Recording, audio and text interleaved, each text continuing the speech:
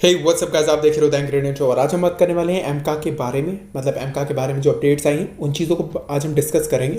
तो आपको ऑलरेडी पता होगा एमका का डिज़ाइन है वो ऑलरेडी फ्रोजन था, मतलब उसके डिज़ाइन जो था वो ऑलरेडी फाइनल कर दिया गया था। लेकिन एरो इंडिया 2021 आने से पहले इसके डिज़ाइन को दोबारा से रिवाइज़ किया गया है और इसमें कुछ नोटिसेबल चेंजेस किए गए हैं जिसके बारे में आज अपडेट्स आए हैं। तो इन सभी चीज़ों को आज हम क्लेरिफाई करेंगे और इन सभी चीज़ों के बारे में हम आज डिस्कस करेंगे।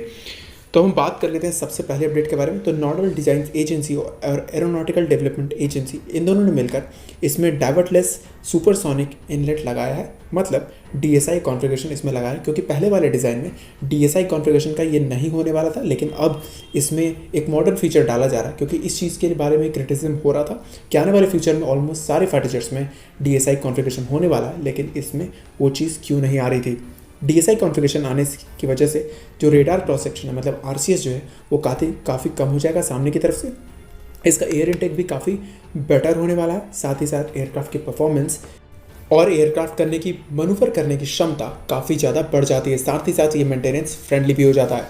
दूसरा जो इसमें नोटिस किया गया है चेंज, उसमें फॉरवर्ड स्वेप्ट इनटेक रोल दिया गया है। जैसे कि आप अभी स्क्रीन पे देख पा रहे होगे, जहाँ से DSI है वहीं से ये एक V शेप में है ऑलरेडी, मतलब वहाँ पे एक शेप बदल दिया गया है। तो इससे भी इसका जो रेडार क्रॉस सेक्शन वो भी कम होने वाला है। साथ ही साथ एक हम ब्लेंड किया गया है जो एयर इनटेक है और फ्यूसेलाज के बीच में। इससे होगा क्या, जो एक्सपोजर है रडार वेव्स का वो कम होने वाला है। साथ ही साथ जो बची खुची कसर रह जाएगी वहाँ पे रेडार की कोटिंग कर दी जाएगी, मतलब रेडार ऑब्जर्विंग मटेरियल की कोटिंग कर दी जाएगी।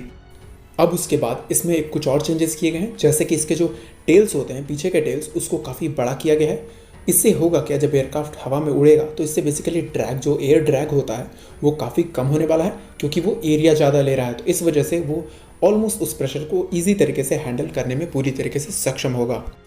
और जो नेक्स्ट चेंज इसमें आया है वो इंजन की पोजीशन को लेके आया है। इंजन की जो पोजीशन है वो थोड़ी और अंदर कर दी गई है। इंजन की पोजीशन थोड़ी पहले बाहर की ओर थी, लेकिन अब जो इसके इंजन की पोजीशन है उसको काफ़ी अंदर कर दिया गया है। बेसिकली इससे होगा क्या, इसका जो रेडार क्रॉस सेक्शन है, जैसे इसमें ऑलरेडी आपको पता होगा थ्रस्ट वेक्टरिंग नोजल लगाने का बात की जा रही है, मतलब मोस्ट पॉसिबल है यही लगाया जाएगा।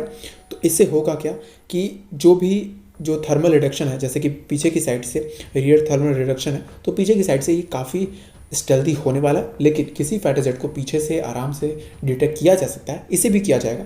लेकिन जैसे कि F-22 रैप्टर को भी आज के समय में डिटेक्ट किया जाता है, तो इस वजह से इसको थोड़ा अंदर किया गया। तो बहुत थोड़ा सा एक माइनर सा एक एडवांटेज तो मिलने ही वाला है। साथ ही साथ जो 110 किलो न्यूटन का थ्रस्ट इंजन लगने वाला है MK2 में, जो एमका मार्क 2 आएगा, उसके लिए भी स्पेस दिया गया है। और बेसिकली बात की जा रही है कि जो थ्रस्ट वेक्टरिंग नोजल होगा वो मार्क 2 वर्जन में लगाया जाना है। मतलब जो एमका मार्क 2 आएगा, जो कि 6th जनरेशन फाइटर जेट होगा, उसमें थ्रस्ट वेक्टरिंग नोजल भी होने वाला है। लेकिन ये सारे जो डिज़ाइंस हैं इसमें अभी 2021 में आने पे सभी चीज़ें कंफर्म हो जाएंगी। साथ ही साथ जो इसका मेन लैंडिंग गियर है उसको भी शिफ्ट किया गया है, मतलब उसको आगे की तरफ कर दिया गया है। क्योंकि जैसे ही इंजन अंदर की ओर जाता है तो वो उसको थोड़ा आगे की ओर बढ़ाना पड़ेगा ही। बात कर लेते हैं जो नेक्स्ट चेंज इसमें आया है। तो आपको ऑलरेडी पता होगा फ्यूसेलाज के पास में इसके पास एक अलग सा बॉक्स बना होता है, मतलब अंदर की ओर, जो कि वेपन, मतलब इंटरनल वेपन में बेसिकली, तो उसका भी साइज़ बड़ा कर दिया गया है। तो मोस्ट पॉसिबल है इसमें अस्त्रा मार्क 2 और मार्क 3 भी इंडक्ट होने वाला है, क्योंकि अस्त्रा मिसाइल जो है वो काफ़ी बड़ी मिसाइल है। ये सारे चेंजेस जो थे जो कि पब्लिक में निकल के आए हैं, लेकिन काफ़ी ऐसे चेंजेस भी हैं जो कि क्लासिफाइड रखे जाते हैं। मोस्ट प्रॉब्ली ये सारी चीज़ें जो हार्डवेयर में की गई हैं, तो इसके अलावा भी कई सारी चीज़ें जो है सॉफ्टवेयर में की जाएंगी। लेकिन जो सारी चीज़ें जो चेंजेस किए जाएंगे वो एयर इंडिया 2021 में बाहर निकल के आने वाले, मतलब डिज़ाइन को लेके, और उसके लिए आपको थोड़ा वेट करना पड़ेगा। यहाँ पे हमारी अपडेट्स ख़त्म होती है। इसके बाद हमने अपनी पुरानी वीडियो को अटैच किया है, जो कि 2024 और 2025 में एमका कैसे पॉसिबल है उसके लिए। आप चाहो तो वीडियो ख़त्म कर सकते हो या फिर आगे कंटिन्यू कर सकते हो। तो अब बात कर लेते हैं इसके टाइमलाइन को लेके। जैसा कि एमका मतलब एडवांस मीडियम कॉम्बैक्ट एयरक्राफ्ट की जो टाइमलाइन बताई जा रही थी, तो साल 2025 तक इसका फर्स्ट प्रोटोटाइप बन जाना था। करीब 5 साल की टेस्टिंग के बाद, मतलब 2030 के बाद इसे प्रोडक्शन में चला जाना था, मतलब इस प्रोडक्शन में इसको ले जाना था। और उसके बाद इंडियन एयरफोर्स इसे अपने स्क्वाड्रंस में इंडक्ट करना स्टार्ट कर देती। अगर आप अभी एमका को देखोगे तो एमका के ज़्यादातर कंपोनेंट्स ऑलमोस्ट कंफर्म्ड हैं, मतलब उसमें कौन से इंजन्स लगने, कौन से रडार्स लगने, वो सभी चीज़ें कंफर्म्ड है। अगर आप किसी भी एयरक्राफ्ट के प्रोटोटाइप को देखोगे तो उसमें 2 से 3 साल लगते हैं, मैक्सिमम 2 साल ही लगते हैं, पर कुछ केसेस में 3 साल भी लग जाते हैं। तो अगर साल 2021 से अगर आप डिज़ाइन ट्रांसफ़र, वेंडर सिलेक्शन और प्राइवेट कंपनीज़ को अगर साथ में मिलाना स्टार्ट कर देते हो तो करीबन करीबन 1 साल लगेंगे उसमें, और उसके बाद 2023 के आसपास आप मेटल कटिंग भी स्टार्ट कर सकते हो, क्योंकि डिज़ाइन ट्रांसफ़र और इन सभी चीज़ों में लेने के बाद भी 2 साल लगेंगे, क्योंकि 2020 जो है वो ऑलरेडी कोरोना और चाइना की वजह से बर्बाद हो चुका है ऑलमोस्ट। और उसके बाद ये जो 5 साल बचते हैं 2021 से लेकर 2025 तक, तो इसमें 2 साल में आप अपने ट्रांसफ़र्स और जितने भी चीज़ें हैं मतलब पेपर वर्क वो सभी कर सकते हो। और उसके बाद जो 2 साल लगेंगे मेटल कटिंग एंड ऑल, उसमें आप 2024 के एंड या 2025 के स्टार्ट तक एक प्रोटोटाइप बना के तैयार कर सकते हो। और जैसा कि आपको पता होगा कि ये जो एयरक्राफ्ट है ये जनरल इलेक्ट्रिक के 414 इंजन पे होगा, मतलब इसका जो प्रोटोटाइप फेज़ है वो जनरल इलेक्ट्रिक के 414 इंजन पे होगा।